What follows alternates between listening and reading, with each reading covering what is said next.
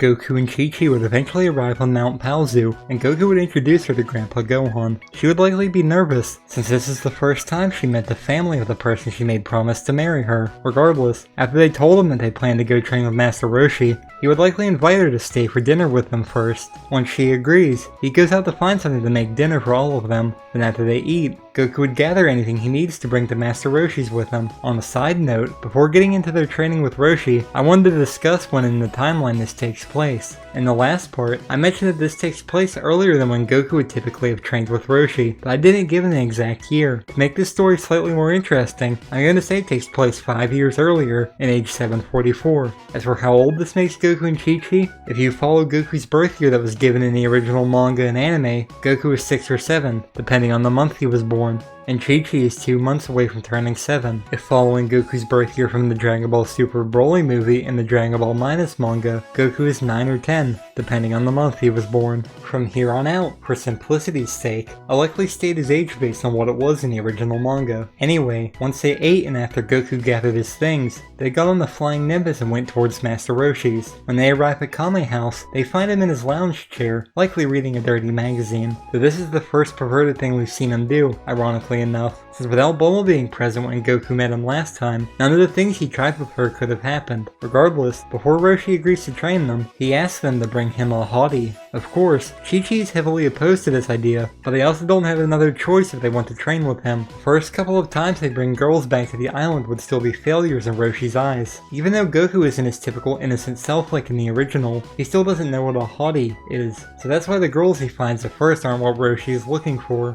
Also, the hottie they find isn't Launch, since she is only 12 at this point, so she likely isn't robbing anything at this age. Even if she was, she'd be too young for Roshi's standards. I don't typically introduce original characters unless there isn't any other option, but I didn't see any other option. Though, unfortunately, I don't have art for this character, since this was a last minute decision. I originally wasn't even going to do a part like this one, but I decided to at the last minute. If I ever do get art of her, I'll post it in a community post for everyone to see. Anyway, I do have an idea for this character, though, so I'll likely describe her when they find her. So, with their search continuing, they eventually spot a nearby village, and Chi-Chi suggests that they search there. While wandering through the streets, Goku gets distracted by something that smells delicious. He runs off towards the smell, and Chi-Chi is forced to follow him, and this brings him to a bakery. The person working at the bakery is a girl that's in her early 20s. She has short brown hair and freckles. She has a soft, round face along with a warm, motherly appearance and a welcoming smile. Generally speaking, she usually always has a welcoming smile on her face. Personality-wise, she's optimistic and kind-hearted, but also very forgetful and clumsy at times. By observing her working, they notice that she's often mixing up orders, misplacing ingredients, or burning pastries by accident. Despite all that, her customers seem to love her since she's always eager to help, and she has a heart of gold.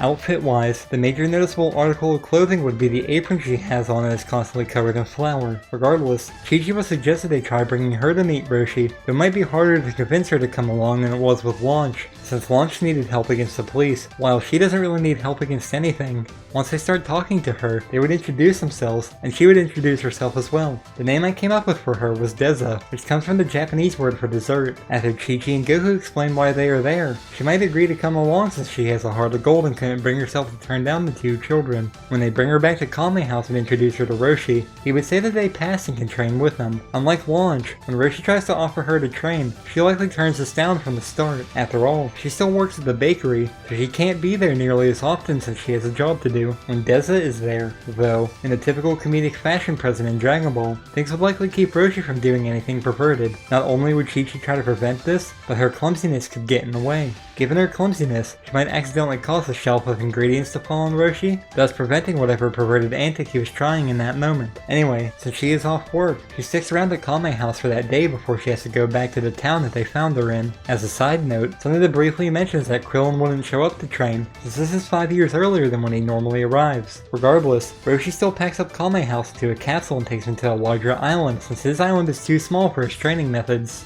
Once there, Roshi's first test for them is to run 100 meters, so that they can time him. As usual, though, Goku ends up going twice, since he realized that his shoes were completely busted during his first run. So, after his second run, Goku ends up being the fastest, with Chi-Chi coming in second. Then when Roshi goes to run, he would still obviously be the fastest out of all of them. Their next test would be to find the stone that Roshi draws the turtle symbol on, with the loser not being able to eat dinner. Deza would be the one making dinner for them that night while they search for the stone. things would mostly go the same, with Goku sniffing out the stone. Since Krillin isn't there to try tricking him, he likely isn't tricked into giving up the stone. So, he would be declared the winner once he returns to Roshi. With Deza being the one who cooked, it's not likely they would have gotten sick since she wouldn't have chosen to cook pufferfish like Launch did. However, they might be subjected to eating a burnt meal because of Deza's forgetfulness, so Chi-Chi might be the only one who wasn't subjected to that since she lost. The next day, they officially get to start their training, with Roshi telling them that the Turtle School way is to train hard and enjoy life. Regardless, they start with some light jogging, and then go on to deliver milk around the island by foot. During this, he also tells them that in 8 months they might get to enter the World Martial Arts Tournament if they don't shirk on their training. Anyway, next step to their training is to plow a field with their bare hands. Next, they go into training their mind, but because of Chi-Chi putting her foot down, they wouldn't be reading dirty books like they did in the original.